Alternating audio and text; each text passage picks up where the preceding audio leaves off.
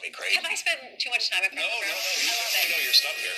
Well, guys, this just in. Fox can confirm that President Trump will go on patrol tonight in our nation's capital with law enforcement and military personnel at his side. President Trump broke the news today in a radio interview, and we expect more reportable details shortly. Shannon, an incredible development. We know that the Vice President and the Secretary of Defense walked through Union Station earlier, highlighting the troublesome situation there. Tonight, the President.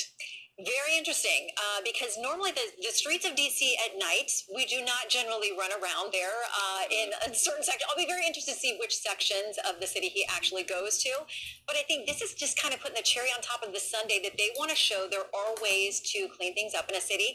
And I think they're very much signaling that this is potentially coming to other blue cities and blue states, which the left is very worried about. This also demonstrates, in my opinion, Joe, that the president, as always, is seeking to serve the American people. Yep. This is not, as the libs claim, a king federalizing D.C. No, this is someone who cares deeply about the safety of those residents there, and walking among them, he's proving them. Always judge somebody, Emily, not on their words, but their actions, especially a president. And Joe Biden, last year at this time, was on a beach in Delaware for an extended period of time. Trump, from what I've seen, has not taken an August vacation. Maybe he plays a little golf here and there, but here he is owning the news cycle once again. The bottom line is that 91% of D.C. residents think that crime is a serious or top concern in that city. We've all been there. We've all gone through Union Station. I would tell you that even where I work, 16th and K, right near the White House, I wouldn't go outside past 9 o'clock at night. And that is our nation's capital, the greatest country in the world. And it cannot be acceptable that it has a higher crime rate by 6 times over than Peru, Lima, the capital there. And yeah, obviously cities throughout this country. If Washington, D.C. was a state, it would have the highest homicide rate per capita. That cannot continue anymore. And Donald Trump's going to go out there tonight. Is he going to arrest anybody? No, of course not. But it's a show of force. And that's what Trump is doing right now. And Democrats, they want to defend this. They want to criticize this. It's like being anti-cancer, like being the way they are talking about crime being A-OK in Washington, D.C., when we know that's not the case. It's a show of solidarity. To Joe's point, Doctor, that the president is not levying these decrees from inside a gated White House. He is out there with the other residents saying, your safety is important to me. Well, I think people who live amongst a lot of these crime-ridden cities are watching this very closely. I mean, I was just in New York all day with my kids yesterday, and it's really difficult being around all of the crime. We have the homeless constantly going. We have police. We have people who are in verbal altercations. It's really upsetting. And a lot of these cities across our country are just failing. And so the president is going out, coming out of his safe little bubble of the White House to show people with law and order, we can get to a safer America. And I think a lot of people this resonates with. A lot of people voted last year for the safety of their communities. And I think he's just going on with this. And we will start seeing more and more of this happening in blue cities all across the country. Lisa, what a stark contrast to the prior administration. I mean, to Joe's point about him just being on the beach, could you ever, what an incredible president we have that actually serves and is among the American people. I think it's like triumphant, right? Like he conquered the 2024 election and now he's conquering the streets of Washington, D.C. Government officials have been instructed by the Trump administration to investigate what it is calling anti-American views and activities of people applying for immigration benefits. Now, this includes those applying for green cards and work permits. It's the latest initiative by the Trump administration to restrict access to legal immigration benefits. For more on this, let's bring in CBS News immigration and politics reporter Camilo Montoya Galvez. So, Camilo, how is the government defining anti-American views and activities? It's an excellent question. According to this memo by U.S. Citizenship and Immigration Services, the federal agency that administers the legal immigration system here in the U.S., officials now have to determine whether applicants have any ties to what the agency considers to be an anti-American group, or if they share the views of that group. And the agency is saying that that group could be one that promotes anti-Semitism, or that promotes communism, or that promotes the overthrow of the U.S. government. That is actually already a barrier under U.S. law for people who are seeking to become citizens. It bars them from actually getting that citizenship. So it is really important to note that while the administration is saying that this change in some regards will be limited, the language here is very subjective according to experts. and could lead to an expansive interpretation of what is actually considered to be an anti-American viewpoint or activity, because it also encompasses activities beyond viewpoints. And this is really the latest effort by the administration to tighten and restrict access to immigration services, including by placing higher levels of scrutiny and vetting on applicants for immigration benefits too.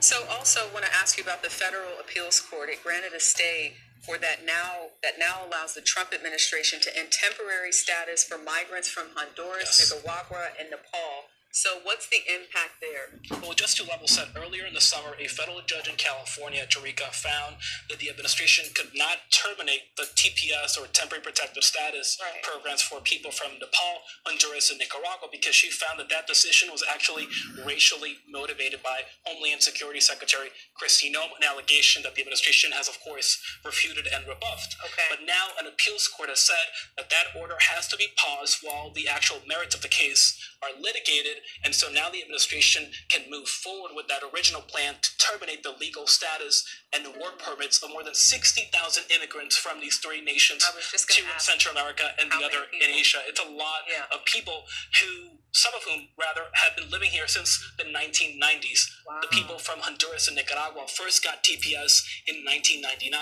so they have been here for more than 2 decades in the U.S. Will they be expected to go back to those places or somewhere else? If they don't have any other mechanism to stay in the country legally, they will be eligible for deportation or self-deportation.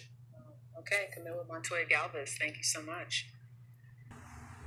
First on this, and I don't even want to call it a test, but what your positive contribution would be to the United States is nothing new.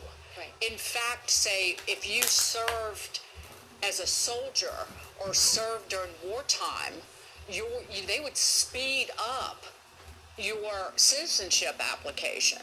So this is kind of part of the fabric of where we are. I actually love this, and ironically, I got to experience this firsthand because I have properties, right? And one of the most difficult things is finding somebody reliable to actually help you renovate properties, especially in Florida. And I've had this gentleman who's here, he's been here for years legally, right? He has asylum, and he actually reached out to me and said, would you be so kind? He's never asked me for a single thing, and he's one of the most reliable, hardworking people I know. And he said, I hate to ask, but would you write me a letter? Because I have to submit this now for the immigration process about my work ethic and my experience with you. And I got chills because I'm like, absolutely. I will absolutely do this for you. And he was so humble about it. But those are the type of people that you want coming to the United States. So, he's better than, ironically, any citizen that's helped me renovate a property. And so it's because they understand hard work, right? And so I'm all for this. I think it's really important, and I'm a huge supporter of it. And I love telling the story when my mom came here, because she would tell us this story growing up about what the requirements were when you were coming legally. Her family had to post bond to make sure that when she came here, she wasn't a drain on the system and that she would contribute. She had to show proof that she would be going to school. They had to do rigorous health examinations because they didn't want people bringing disease to this country. When you go for your immigration exam, they still do this. They want to make sure that you can speak a certain amount of English, that you've assimilated to the culture, that you've adopted the culture and those ideals, and that you won't be sort of a hindrance while you're here. America was built on the foundation that you can come here, work hard, and achieve that American dream. That is open to people around the globe if they follow the process. But you've got to love America and give back when you come here. And that's what's missing in this whole migrant fiasco. The people coming here are coming here to drain the system. We've seen people come here to commit heinous crimes. We've seen people come here to, prop up terrorism and anti-Semitism, not embracing those ideals that the country was founded on. And so I think we have to, sometimes when they say, if something's not working, you go back to basics. Let's go back to the basics and let's talk about what you are going to contribute and how you're going to help build the foundation and sort of make America, make America a better place. That's what you come here to do, not to take it down. Yeah, so maybe this is new, maybe it's not. I don't know exactly what's new, but I like the change in emphasis because now it's not just about absence of wrongdoing, okay? It's more about What can you add to the equation? And they're looking at my understanding is they're looking at social media. And they're saying, do you spend your time as you want to get into America bashing the American system? Are you anti-American as you say you want to be an American? And if the answer is yes, if all of the indicators of your life are that you do not love America and you do not believe in the founding principles upon which America is built, then don't come here. And instead of waiting to find out, we're just not going to let you in. And that to me sounds like the most common sense approach. People coming here that I have ever heard of. Brian, does it put the government, however, in a little bit of the position of being a thought police? I mean, can you imagine a different administration, for example, who might ask an immigrant, well, do you believe in environmentalism? If you don't, you're out of here. Or a very right-wing administration saying, do you believe in God? If not, you're out of here. I mean, disagreeing with the United States is part of being American. I like what you mentioned in terms of having a job. To me, that's how you show you're productive. You can say, look, I've got a job, I've got a sponsor, I'm going to work, I'm not going to be a drain on the system.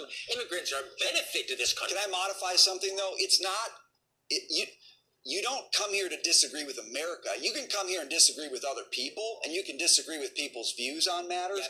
But if you come here with actually a basic animosity toward American values, toward constitutional American values, then I would say that's not thought police. That's called filtering out people who don't want to live in a free society. I'm with you. I could see an environment. I could see another administration doing like, do you want to fight climate change? If so, come here. But I think that's an easier call than you're making it out to be on this one. But it's open for abuse. If you read this and you take out Trump administration and you insert Biden administration plans to scrutinize social media for anti-American ideologies, what would the Biden administration deem anti-American? I wish Biden would have done that. I wish the Biden administration would have had that policy. They didn't have except that they would say that if you did not believe in DEI, then you were anti-American. Right. That's where Jonathan's going with this. I think I'm putting words interpretation. Right. Exactly. But gotta make interpretations in life. Again, one thing. Say even in current immigration law, to get an EB-1 visa, an employment-based visa, you have to, that people are favored who have extraordinary abilities. So there has always been qualifications in favoritism. My mother started a program in my county, in my area, to teach English as a second language, to help people gain their U.S. citizenship. She worked tirelessly. Her favorite time of the year was the naturalization ceremony. I went to one at Red Hill, Patrick Henry's last home and burial place. And by the way, we would not have a Bill of Rights if not for Patrick Henry. And that makes us unique among any nation in the world, where we have guaranteed individual rights.